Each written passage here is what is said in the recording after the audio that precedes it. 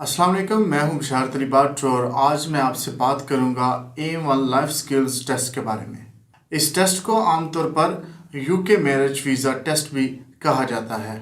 आज मैं आपसे बात करूंगा कि ये टेस्ट जो होता है इसमें कितने बैंड्स होते हैं, इसकी ड्यूरेशन कितनी होती है, इसकी तैयारी किस तरह से की जाती है, इसमें जो लोग फेल होते हैं वो क्यों फेल होते हैं, कौन कौन सी चीज़ों को मद्देनज़र रखना है और इसकी तैयारी करनी है। इंशाल्लाह इस वीडियो में आपको A1 लाइफ स्किल्स के मतलब पूरी डिटेल मिलेगी। अगर आपको ये वीडियो पसंद आए तो आपने हमारा चैनल सब्सक्राइब करना है, वीडियो को लाइक करना है और दूसरों के साथ भी शेयर करना है। सबसे पहली बात कि A1 life skills test English का सबसे बेसिक लेवल का टेस्ट है।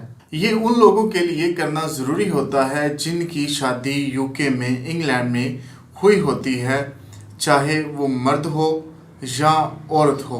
अमूमन पाकिस्तान से औरतें ही ये टेस्ट की तैयारी करती हैं और यूके जाती हैं। ये आपकी एंट्री रिक्वायरमेंट है और इस टेस्ट को पास करने के बाद ही आपको यूके में एंट्री दी जाती है। इस टेस्ट में कोई बैंड्स नहीं होते। आपके पास जो रिज़ल्ट आता है उस पर पास लिखा होता है या फेल लिखा होता है। इसमें आपके बैंड्स नहीं होते। A1 life skills test 4 phases पर मुश्तमिल होता है।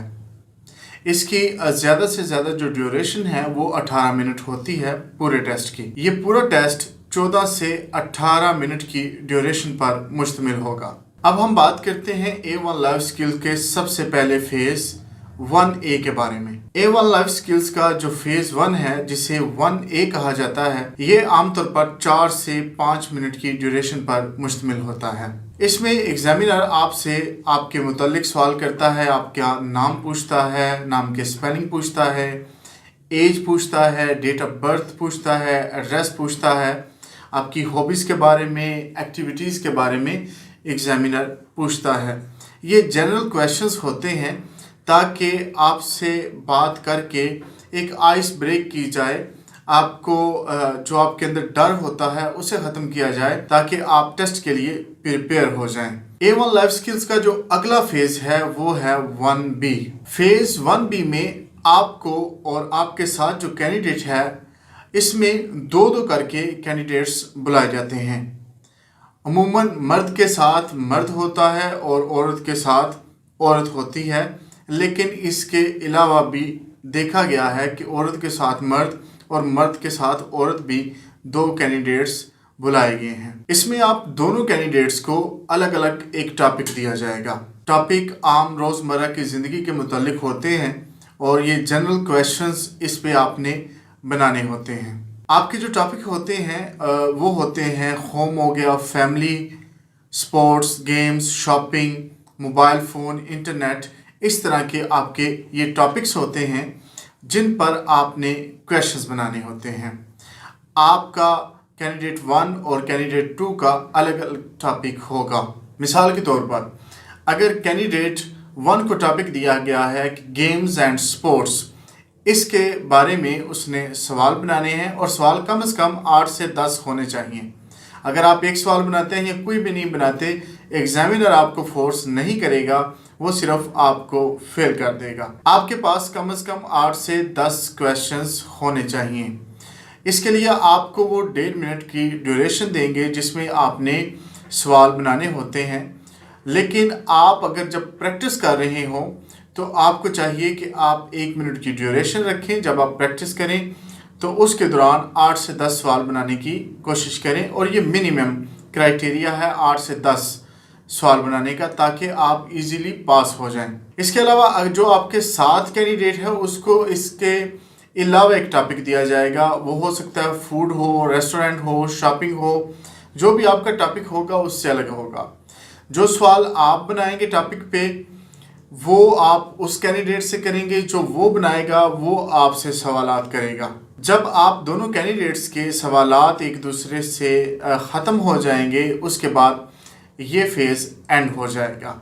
अब इसके बाद अगला फेज़ आएगा जिसे हम कहते हैं 2A। लाइफ स्किल्स के फेज़ 2A में आपको 3 पिक्चर्स दिखाई जाती हैं। वो आपके पेपर में हो सकती हैं या सामने स्क्रीन पे हो सकती हैं।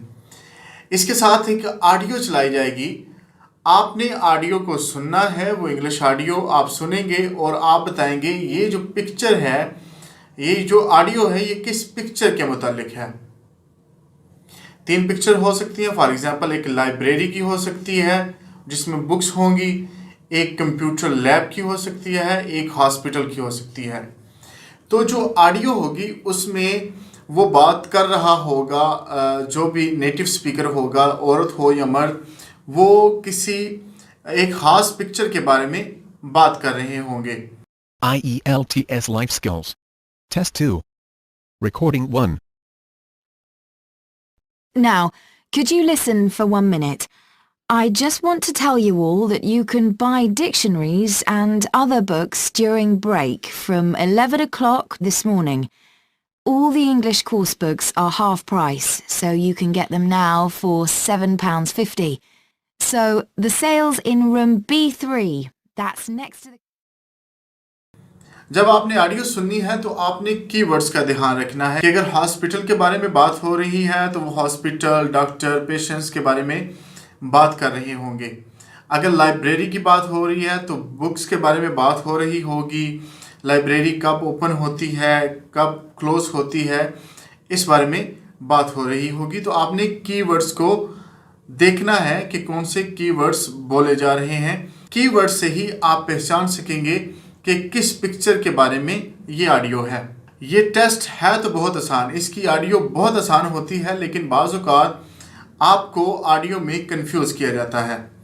आपके पास 3 पिक्चर्स होती हैं, हो सकता है वो तीनों के बारे में कोई ना कोई बात कर रही हों, तो आपको कंफ्यूज करने की कोशिश करेंगे, या 3 में से 2 पिक्चर्स के बारे में वो बात करेंगे, उसी में से उसका आंसर होगा।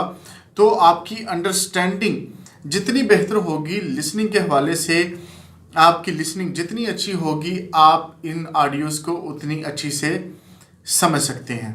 आपको मैं पहले बता चुका हूं कि 2 कैंडिडेट्स जाएंगे अंदर टेस्ट देने के लिए। दोनों के लिए अलग अलग ऑडियो चलाई जाएगी। जो कैंडिडेट ए के लिए ऑडियो चलाई जाएगी उसमें से पिक्चर्स के बारे में पूछ के उस ऑडियो के सवाल दूसरे कैंडिडेट से पूछे जाएंगे। जो दूसरे के लिए ऑडियो चलाई जाएगी उससे पिक्चर्स के बारे में पूछकर उस ऑडियो में से जो सवालात लेंगे वो कैंडिडेट 1 से पूछे जाएंगे। होता यह है कि ऑडियो जो मेरे लिए ऑडियो चलाई गई उसका मैंने पिक्चर का जवाब दे दिया। उसमें से फॉर एग्जांपल मेरे लिए ऑडियो थी कि उसमें आंसर था लाइब्रेरी, तो उसमें बताया जाएगा कि लाइब्रेरी कब ओपन होती है, कितने घंटे तक ये ओपन रहती है। तो ये जो उसमें बताया जाएगा, इस ऑडियो को दोबारा चलाया जाएगा, लेकिन वो कैंडिडेट 2 के लिए होगा, जो मेरे साथ होगा उसके लिए मेरी ऑडियो दोबारा चलाई जाएगी और उससे इसमें से सवालात पूछे जाएंगे। और इसी तरह जो ऑडियो उसके लिए चलाई गई थी जिसमें उसने पिक्चर का बताया, उसमें से वही ऑडियो मेरे लिए चलाई जाएगी और उसमें से मुझसे सवाल पूछे जाएंगे जिनका मैंने जवाब देना है। अब A1 लाइफ स्किल्स का जो लास्ट फेज है वो है 2B। इस पे एक टॉपिक दिया जाता है, वो दोनों कैंडिडेट्स के लिए होता है। वो जो टॉपिक है इसी तरह का हो सकता है जिस तरह के पहले टॉपिक्स थे, फूड, रेस्टोरेंट, ईट आउट, या जो आपकी हॉबीज़ के मुतालिक हैं, गेम्स के मुतालिक हैं, शॉपिंग है, मोबाइल फ़ोन है, इंटरनेट है। इसके मुतालिक एक टॉपिक दिया जाएगा जिस पे दोनों कैंडिडेट्स ने डायलॉग करना है, दोनों ने एक दूसरे से बात करनी है। ये कन्वर्सेशन होगी। आपने अगले से सवालात पूछने हैं, उनके जवाबात लेने हैं और फिर आपने इंतज़ार करना है कि अगला बंदा भी आपसे सवालात करे और आप उसके जवाब दें। यानी कि ये 2 वे कन्वर्सेशन होनी चाहिए। ये ना हो कि आप खुद ही सवालात करते रहें, अगला बंदा आपके जवाबात देता रहे और आपसे सवाल ना किया जाए। आपने उसको भी चांस देना है कि वो भी आपसे सवाल करे। कोशिश कीजिए कि जब ये कन्वर्सेशन का फेज़ आए तो इब्तिदा आप कीजिए, खुद कीजिए।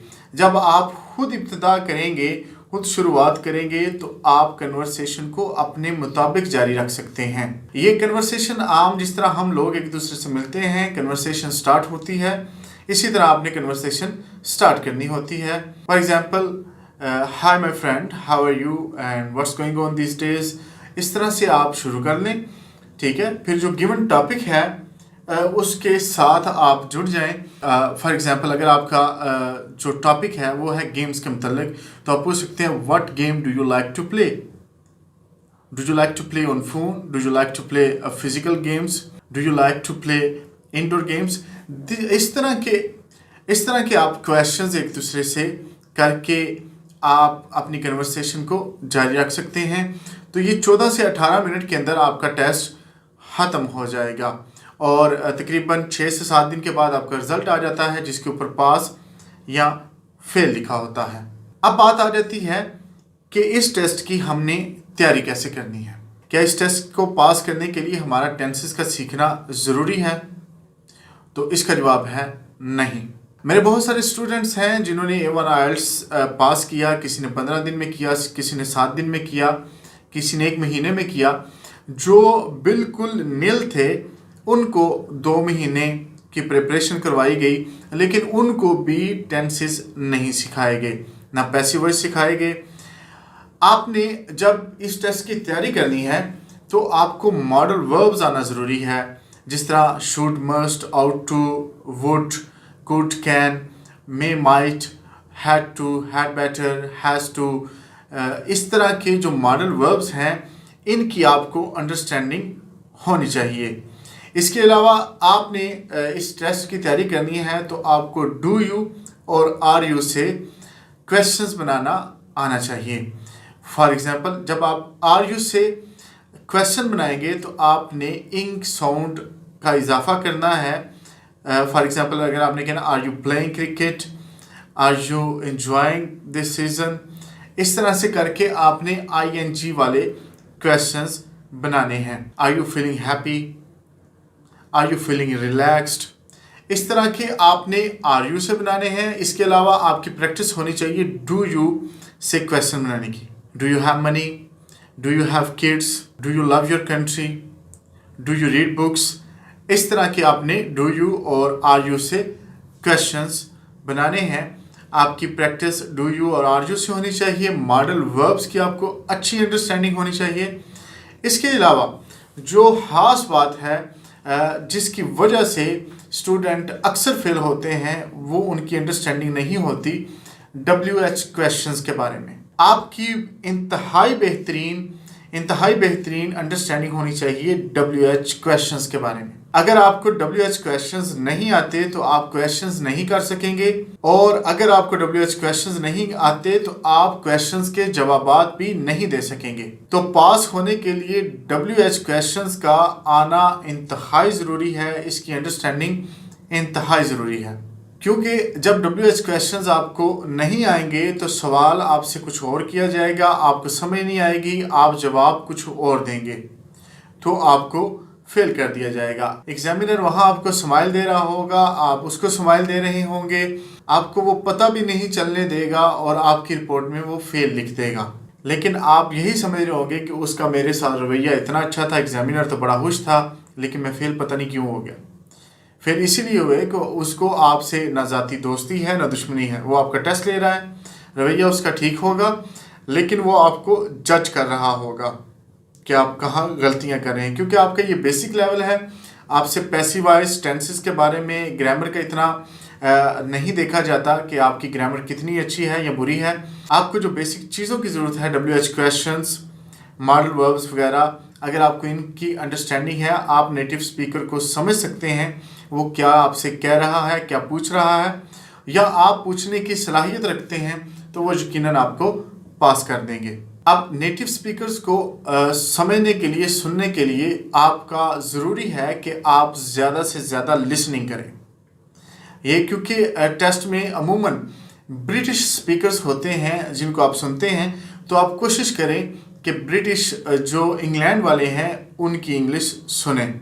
आप BBC न्यूज़ सुन सकते हैं, इसके अलावा BBC की डॉक्यूमेंट्री सुन सकते हैं, अल जज़ीरा न्यूज़ है, इनको सुन सकते हैं।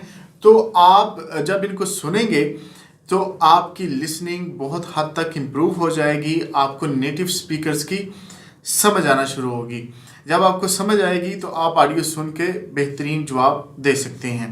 इसी तरह WH क्वेश्चंस जब आप करना जानते होंगे तो आप सवालात कर सकेंगे, आप सवालात को समझ सकेंगे। टेस्ट में यही कुछ होता है, ये आसान सा टेस्ट है। जब आप ये चीज़ें करेंगे तो आप कामयाब हो जाएंगे।